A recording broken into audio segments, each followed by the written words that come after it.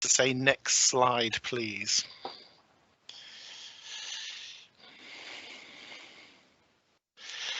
Okay, so workforce should be central to everything that we do. It's central to outstanding care. Now, for those of you who are at this afternoon's keynote address, when we were asking about questions around supervision and whether people have time in their job plans for supervision, where the organisation has an ACP supervision policy, I was watching the polls and participating in the polls. It was fairly saddening to me because lots of organisations don't have this. What I found is that there is a finite amount of resources in the NHS. So as we have to compete for those resources, we have to compete around service delivery as well as service development. For those of you who are old enough to remember, there used to be something called Working Paper 10. And Working Paper 10 was from the NHS Litigation Authority originally. And it was around, if you develop your workforce make less errors. So therefore the NHS makes less payouts, care is better, and it's actually cheaper. And I was fortunate enough to have salary replacement from Working Paper 10 in my formative years. That allowed me to come out of the clinical environment and then to go out and to learn specialist knowledge early in my professional career. Now, this works in numerous ways. Because of the salary replacement, you're then able to bring somebody into the clinical environment and they get experience inside of the clinical environment and the clinical environment gets experience of them. So by facilitating the workforce, then you're also pipelining people to come and work in specialisms, you're improving care, you're reducing litigation. So workforce has always been central to my thinking around how we achieve outstanding care, not just good care, but outstanding care. Felicity, next slide, please. So these are some feedback that I've had from practitioners. Now, I am very lucky. I work predominantly in a large acute trust. We employ approximately 7,500 staff, and we have approximately 140 ACPs working on tier 1 and tier 2, and when we have an additional 50 ACPs working in various advanced roles such as MSK first contact physiotherapy and diagnostic reporting. I also spend time out in community care, and I'm working on pathways across the entire ICS where we are dealing with systems somebody saying I cannot see the slides. Yes, where we are dealing with systems. So it's not about who you work for, but it's about the process that the patient needs at that time. So I get out and about quite a bit and I talk to various practitioners at the university, in general practice, in community care and secondary care. And this is some of the feedback that I've had. And these are anonymised for obvious reasons. I work in primary care and I've had to beg to do my master's degree. My trust is only just developing ACPs and doesn't have a framework for further development. So if I just focus on those two first, when you are working particularly in small clinical firms, when you're working for private subcontractors such as GPs, then you may not have the same access to further development.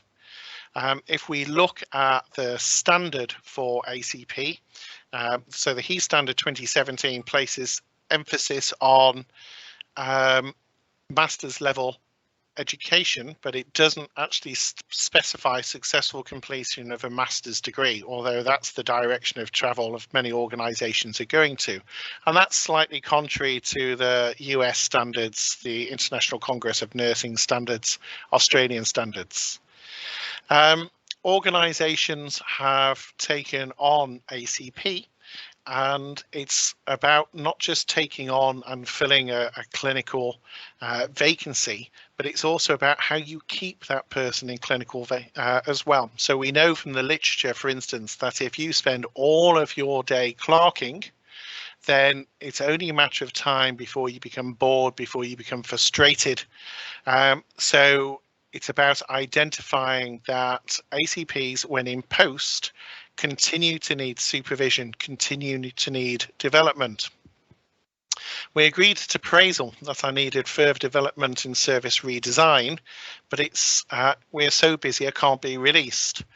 So as any large employer of ACPs, we placed a huge amount of initial emphasis on taking people on to deliver clinical service because that's our core business. And we have a variety of ACPs from multiple professional backgrounds, but it's having and it's recognizing that as an individual, people come from different backgrounds, they have different experiences, and they will need different methodologies in order to develop them. And I see this very regularly across so the voluntary sector. I see it across primary care, secondary care, that people are so busy that the organisations forget about the need that people in post need to be developed. And the last one, just to stimulate some thought, was my employer thinks now I have a master's degree, I don't need any more development. Now, I was talking to our ACP for clinical education earlier, and she reversed that, where the individual may think I've got a master's degree and there's no need for me to do any additional development. ACP is lifelong learning. It's not just about development in academia. It's not just about development in clinical practice. It's about development in all of the pillars, building a rounded individual with those knowledge and skills. Next slide, please. So for those of you who haven't seen it, this is one of the career ladders where we start off as a cadet at 1 and then at 9 where you're at director level. And we break down some of the knowledge, skills and job roles as we go. So one of the things that I've seen and I've had ACPs raise with me from around the country is the master's is completed and job done. And then effectively it becomes a glass ceiling unless you have aspirations to move into other career structures, for instance, clinical academia. And colleagues at the NIHR do some fantastic funding in doctoral and postdoctoral education. But that is not for everybody. Drawing what I've said before, particularly if you are a small team where there may be 1, 2 or 3 of you within your service, there's very little resilience to allow somebody to come out and to develop. So for instance, if you are developing your service in hyperacute stroke, do you do that as part of your service, so therefore you cancel a clinic or you cancel your time in A&E, or do you do that in your own time? How do we facilitate somebody gaining the additional knowledge and skills to be able to do that well without stressing the clinical system or about stressing the individual? And then how, unless you can gain those additional knowledge and skills, then it's very difficult to progress to levels 8 and 9. Now, in my own career, I was very fortunate. I had a very supportive wife. I didn't have children, and I was able to move around the country to be able to do this. But not everybody has that option available to them. And why should they? Next slide, please. Okay, so you all know these, the 4 pillars. So one pillar does not fit everybody. I'm sure you all agree. So the emphasis is ACP is a clinical post. So you would expect the clinical pillar to take the greatest emphasis. And then with the research, with the management and leadership, with the education, they should be individualized around what the employer needs from that post, but also what the individual needs from that post. And this has to be a synergy of the ACP and the employer, not one or the other. I have come across where people have gone out of their own volition and done some highly advanced clinical training or research and academic training, and then they've come back and said to their employer, I want an extra grade, for instance, and their employers turned around and said, well, you don't need that for the job that we have employed you to do. So this is really about symbiosis rather than one or the other placing pressure. Next slide, please. So some feedback from employers. So we advertised for a consultant practitioner, but there were no suitable candidates. Now, some of that maybe you are not in a portfolio destination or you're not in a portfolio trust. And by that, I mean people don't want to move to that environment. Now, in that circumstance, it's really important to look at your options, and to workforce development becomes even more important. So if you can't attract from the outside, then it's very important to make sure that you have got a rich training, supervision and development program on the inside. On the other side of that, if you constantly employ people from outside of your organization, then it removes any motivation to develop inside of the organization. So there has to be a balance. From a team leader, I want to develop my team, but I cannot release anybody. The amount of times I've heard that. So I'm looking at the comments down on the side. Is that something people listening today resonate with? That there are things that you want to do, but you're just so busy you can't do it. Now, I don't have flashy polls, but if anybody would like to put into the text, I'd be interested on hearing some feedback on that one. We talked at the... Yes, thank you, Lily. It's nice to know that somebody is listening. My colleague mentioned at the seminal opening this afternoon around having workforce as integral part of the workforce plan and ACP as part of the workforce plan. And then again, it was saddening to hear that many organisations of the people who commented don't have ACP as part of their workforce plan, or if they do, they don't have a strategy of how to develop them. And this is from another employer. We struggle to get ACPs in mental health and frailty. Now, there are numerous reasons for that. One, we may not have invested. Two, they may be seen as Cinderella services. Three, people may not see the benefit to themselves.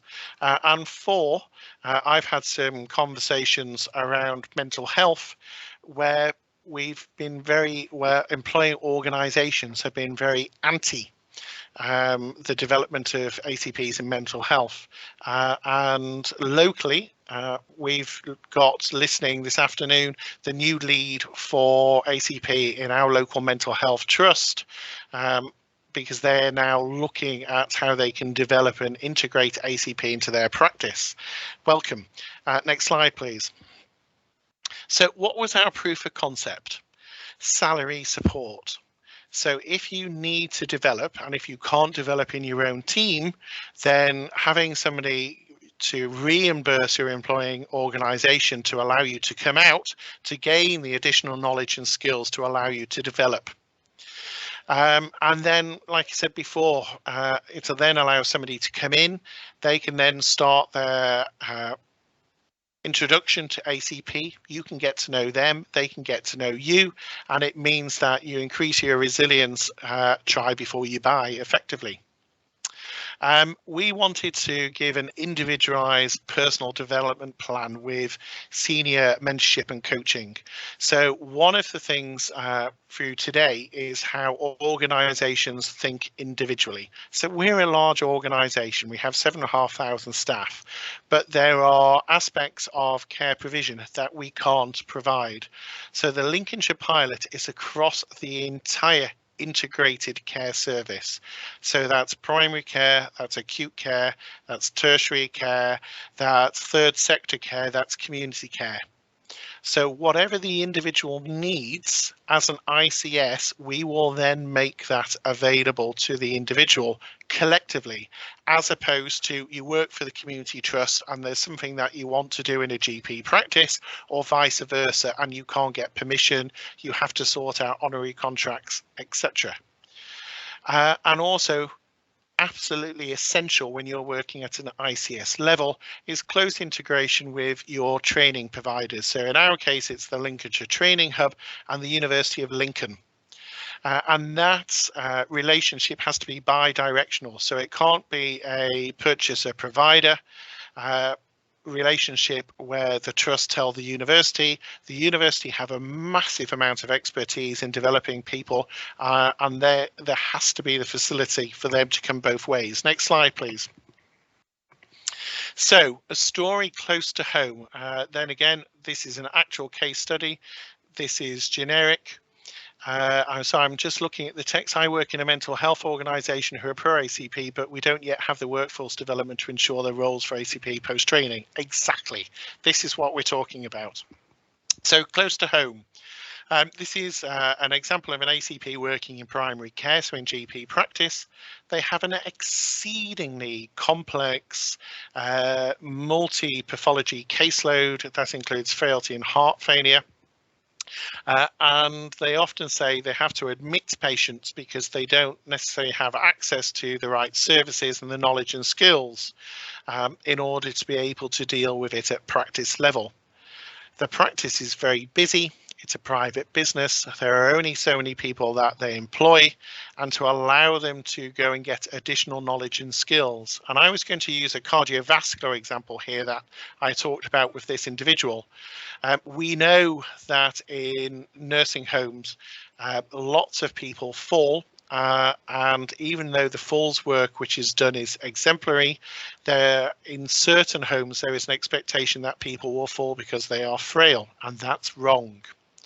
We also know from the published literature that quite a few frequent fallers have got ECGs that would support intervention with pacemakers, with devices to stop people from falling. And we also know that published literature suggests that non-specialists are not necessarily good at picking up other than complete heart blockers indices for pacing. So wouldn't it be fantastic in somebody who works with a caseload in frailty and cardiovascular disease, who goes into nursing homes, for their development to have some time where they may get experience of some of the more advanced levels of cardiology that they deal with even every day, as opposed to just going to advice and guidance or referring somebody for a secondary care opinion. So I'm just reading from Becky. This is such a good session, really food for thought about career planning, and I'm going to ask my organisation. Yes, please do, because the more that you ask, the more organisations have to respond. And there is only so much intellectual capacity in organisations. And that means that organisations will only respond if they're asked or unless somebody has an interest. So you need to stir the interest. So our idea with the local fellowship was to look across our entire ICS and to establish a proof of principle that if you support staff who have completed their master's degree, who have identified that they need additional knowledge and skills, with mentorship, with access to those knowledge and skills, with support, then those staff will not only deliver better care, they will be happier in their work, they're more likely to stay inside of the health economy, they'll propagate those skills to people around them, but also it will be cheaper to the whole health economy. Next slide, please. So we're aiming to do salary support, mentorship, both clinical and non-clinical. So we have got full sign up from all of the organisations inside of the ICS. So if you feel as an individual you need some more training in education because you'd like to go down the clinical academic route, if you feel that you're lacking in business management, in service development, and your service really needs that knowledge and skills to be able to develop, then we can facilitate the coaches and mentors and the exposure to be able to develop you as an individual and to move you from that level 6, level 7 to level 7, level 8 on the career structure. And I stress this is across the whole health economy, and we're doing this as an integrated care system, linking with our main providers of training and education as well. Next slide, please. So, developing our future leaders. Now, when you see leadership, it's very much around leadership courses. So when I'm using it in this terminology, it's not just about developing clinical leader. It's about developing the knowledge and skills of advanced clinical practice and of the 4 pillars to allow you to progress to leadership on numerous intellectual levels. So when we floated this idea as the ICS, as I've said before, all of the partners have contributed, and we have been supported financially as a proof of concept by the Lincolnshire People's Board, by the Faculty of Advanced Practice, and by HE Regional Funding. It's really important that this isn't just 12 months. And you need to be able to roll across financial years, because by the time you've been to advert, by the time that you've got people in post, and by the time that people have written their plans and we've gained access, then you may carry across a financial year. So that makes things a little bit more tricky from a financial planning point of view, but it's important that that's taken into account. So next slide, please. So we've identified locally mental health, and this is physical health in the mental health environment, but it's also advanced mental health skills in the physical environment as well. And that's a two-way interchange. We've identified frailty, and there's a link between frailty and mental health there as well. And we've identified admission avoidance, and there's a link between admission avoidance and frailty. So we're looking for individuals who are going to be our clinical leaders of the future within those 3 to support. Next slide, please. But it's not just about developing people, it's also about retention. So historically, when we've been small providers, people have left our organisations and they've gone to some of the larger conurbations. For instance, Nottingham is on our doorstep because they're very large trusts and they have more abilities to develop. So that means that we've had a skill drain out of the county. So thinking more collectively as an ICS, then we are able to encourage people to stay in the county. And in fact, our pre-masters program, where we're taking on trainee ACPs and putting them through the masters, half the people who apply are from actually outside of the county now. So that's a real success story about what we've done to encourage people in and to retain people inside of our locality. So workforce development works in numerous directions. Next slide, please. So how are we doing this? We're not doing this through an application form. We are going out through an expression of interest. This is being circulated via all of the interested parties and reinforced with it being Advanced Clinical Practice Week within Lincolnshire. So that's our GP colleagues, that's our mental health colleagues, that's our community colleagues, that's our secondary care colleagues. And we want them to really look at themselves and to say, right, this is where I'd like to be. This is the benefit it's going to have to patient care, because everything we do should be central around improving the quality of patient care and patient experience. And this is how it will benefit the system as a whole. And then, so we're asking them to effectively write a personal development plan of how access to additional resources, additional experience, additional mentorship, additional coaching will improve the quality of the care that we provide in the ICS and how we measure that. And then individuals will be long-listed via a panel and then assessed by their peers via an assessment centre process. So it's a fairly robust process to apply, but when we're talking about giving salary support and the mentorship that we're offering, we felt it was important that it should be a robust process. So I can't give you any outcomes right now. And somebody is teasing me at the same time, which is so annoying. I can't give you any outcomes right now because it's going to be next year before we can share those back. What we have done, because this is a pilot both for the Lincolnshire ICS, but also supported by Health Education England, is that we have agreed KPIs, and we've also agreed that the writing up and authorship of this pilot is equally as important as the pilot is in the first place, because we need to share our lessons, and those are the lessons from the employers, but also the employee perspective with wider colleagues. So if this is as successful as we hope and intend it to be, that can be replicated and lessons learned can be shared. So that's all I really had to say. Are there any questions or anything anybody would like to ask about our intention, the motivations behind our intention, and what we're hoping to achieve?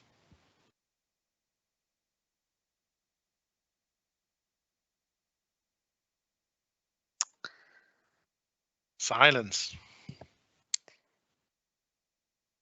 I think there was a couple back at the beginning, Alan. I'm just going to have a quick check for you. So Anne put, I'm currently an ACP working with older people. I'm moving into a consultant community nurse role in December. Have you got any tips on making this transition? From my own experience, Anne, I can say that whenever you swap roles, that nothing prepares you, no level of education prepares you for when you initially make that transition. I'm on my third consultancy.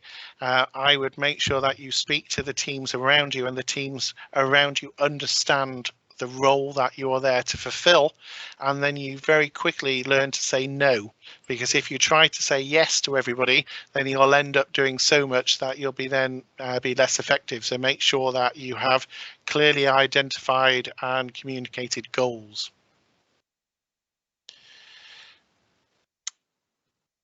And Stuart's put in, this seems clear and a solid idea. Making that transition is key, and I think it is the mentorship and coaching that is crucial.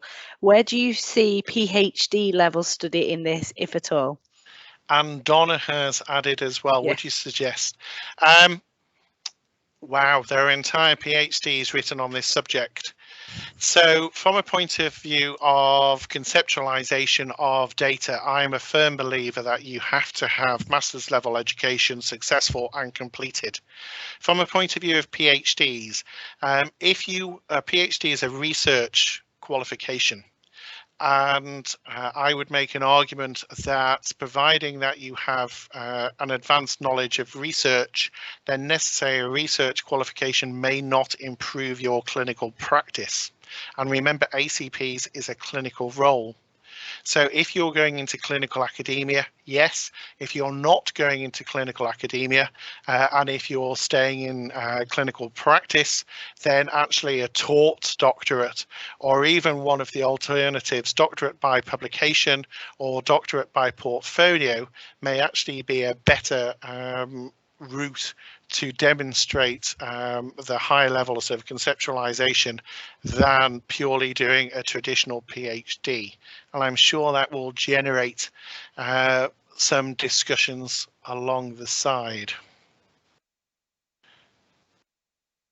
No. No one typing yet, Alan.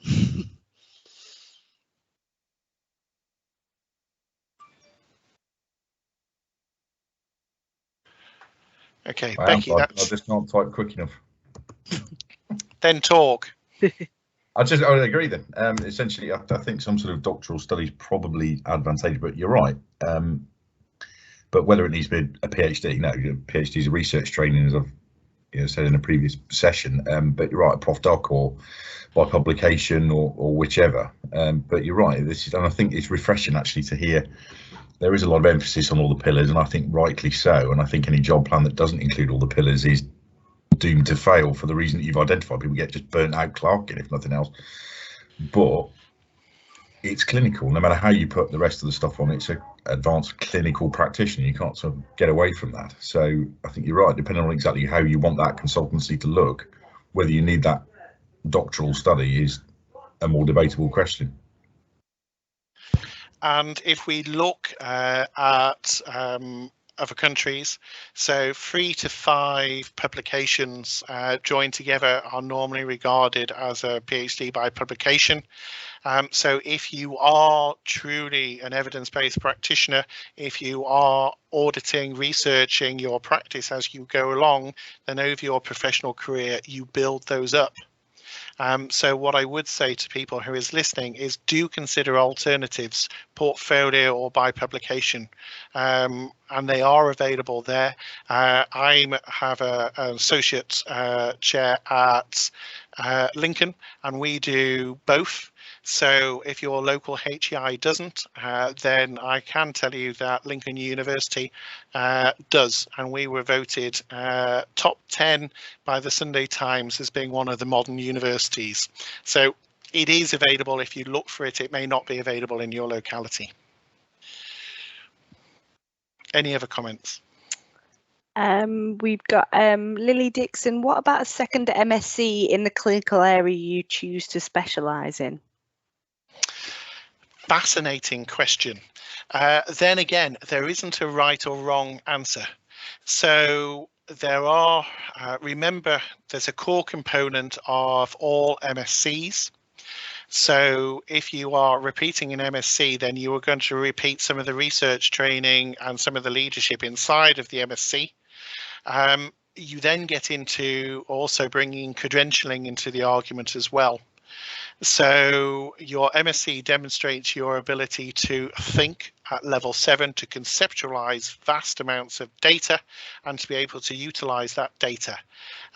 Does doing a second master's necessary deliver anything further? I would argue probably not. If you are working, for instance, in emergency medicine, where there are credentialing that supports advanced clinical practice, so RChem, or if you're looking at intensive care medicine, then actually rather than doing a second degree, you may be better doing credentialing inside of your specialty. What do you do if there isn't a course that's available inside of your specialty, and what do you do if there isn't credentialing inside of your specialty? What we do as an organisation is that we look at the clinical outcomes on the ST programme, and then we agree through clinical governance set standards from the ST programme that we then measure against, and then coming back to portfolio and by publications, then you can academialise those if you wish at a later date. So yes, if you wish to do that, but personally, and I'm going to bounce that, I don't know who came in before. I'm assuming it's Stuart.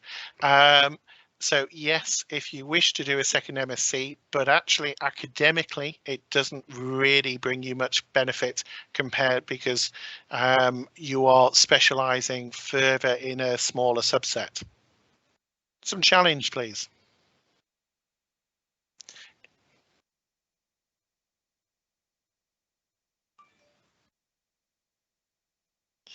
Okay, so we've got from Natasha, why does climbing the ladder beyond MSc, sorry, it's just moved up, to consultant level have to mean yet another piece of educational paper? Is experience and card at this point never enough?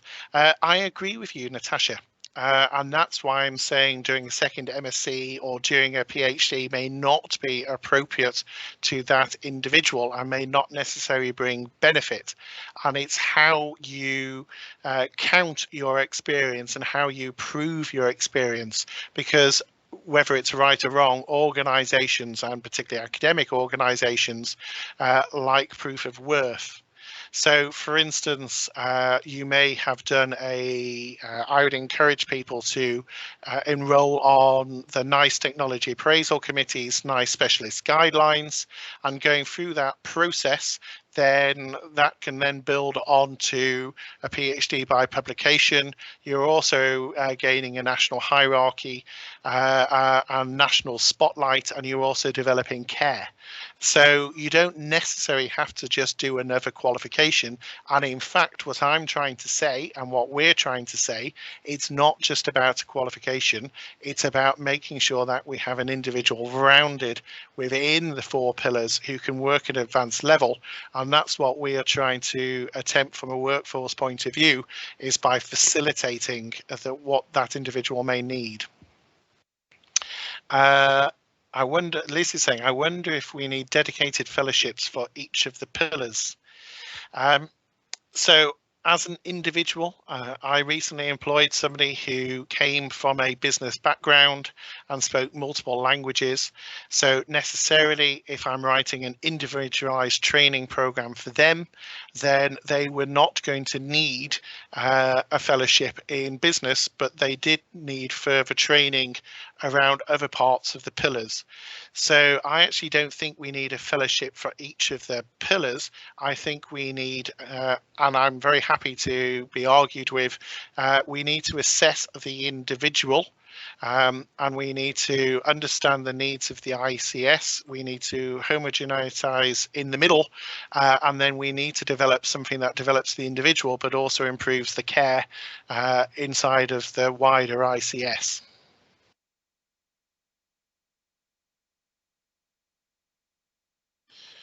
Any other comments?